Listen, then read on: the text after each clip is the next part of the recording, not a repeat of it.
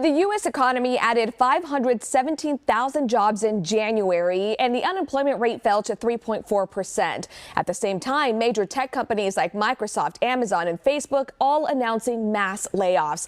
Joining us now to break down the state of the economy is Professor of Economics Steve Agee with Oklahoma City University. Good morning. Thanks for joining us.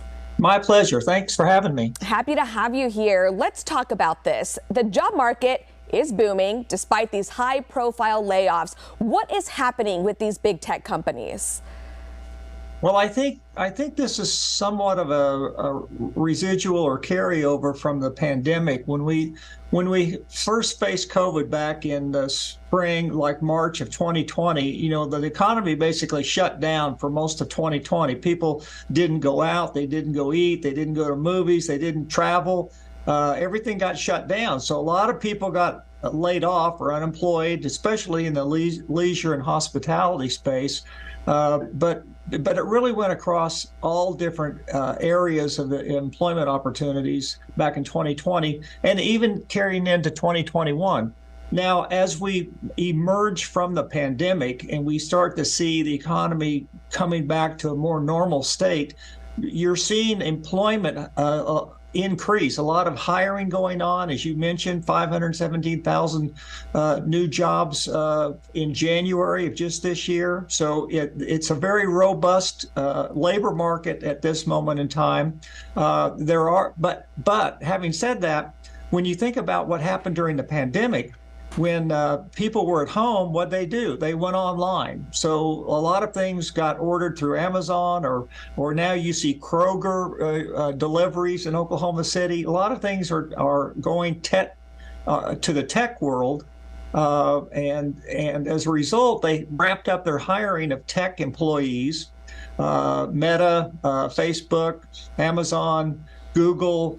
But now that, again, the economy is coming back to a normal state, I'll say, a lot of those people aren't needed anymore because people are getting out, they're shopping out in malls, they're buying food, in grocery stores. They don't have to use those technical people anymore, or as many, so they're laying those off.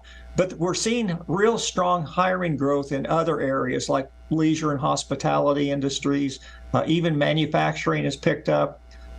So I think that's where we are right now. You're seeing a very diverse group of industries, some of them hiring, some of them laying off, but the overall mix is positive. We're seeing employment growth, we're seeing low unemployment. So I think that's, at this point in time, very good for our economy.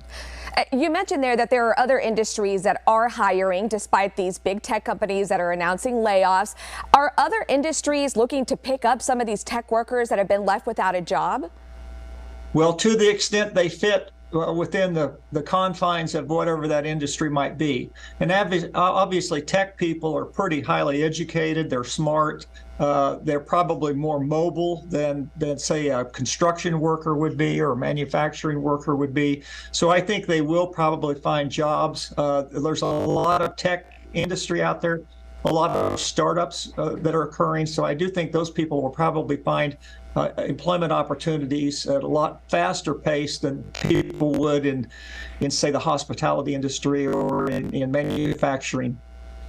Now, those numbers that we talked about, the jobs across the country, can you give us just a quick overview on what job creation looks like in the state of Oklahoma? How are we doing? Well, I think Oklahoma has a pretty strong economy.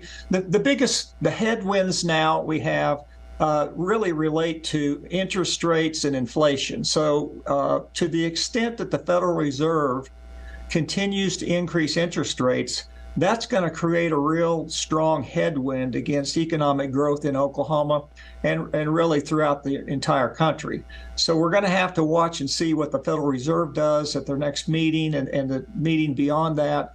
If they pause and don't increase interest rates, I think that'll be a signal to the market that they think maybe they've reached their limit in terms of their response to these inflationary pressures. If they continue to increase, I think you're going to see stress on real estate markets, commercial development markets, manufacturing. It's going to negatively impact a lot of industries if they continue to increase interest rates. So that's something we need to look at going forward into the rest of 2023 and into 2024. And finally, let's talk about recession there. We're talking jobs, we're talking inflation, interest rates. There are economists that fear a recession could happen. Treasury Secretary Janet Yellen rejecting those fears, saying the economy is strong and resilient. What is your expert opinion? Well, again, I think it depends on what the Federal Reserve does. If the Federal Reserve is not too aggressive in terms of increasing interest rates going forward, I think we'll probably have a very soft landing. I think Secretary Yellen may be correct in that. However, the problem is we don't know what the Fed's going to do. And if they increase interest rates another quarter base or 25 basis points or another one even beyond that, I think you're going to see a slowdown in the economy. A lot of economists are predicting a slowdown in the economy, and I think it will. I think we'll slow. But the question is, will we go to negative growth? And as you know, we define a recession to be 2 consecutive quarters of negative growth in GDP. And I'm not sure we're going to see that this year. Last year, in the first half of 2022, we had 2 consecutive quarters of negative growth in GDP, but the second quarter was so mildly negative that a lot of economists didn't really think that was much of a recession. And I think we might see the same thing later this year. We might see a slowdown in the economy. It might border on negative growth in GDP, but it'd be so minor that it's not the typical kind of recession that we normally see. It will not be anything like what we saw in the financial meltdown in 2008 and 2009, where we lost 8 to 10 million jobs and had a 10% unemployment rate. It will not be at all like what we saw in March and April of 2020 with the pandemic. So if we do have a recession, I think it'll be mild and it'll be short-lived. Okay, Dr. Steve Agee, thank you so much for your expertise. We appreciate you coming on with us.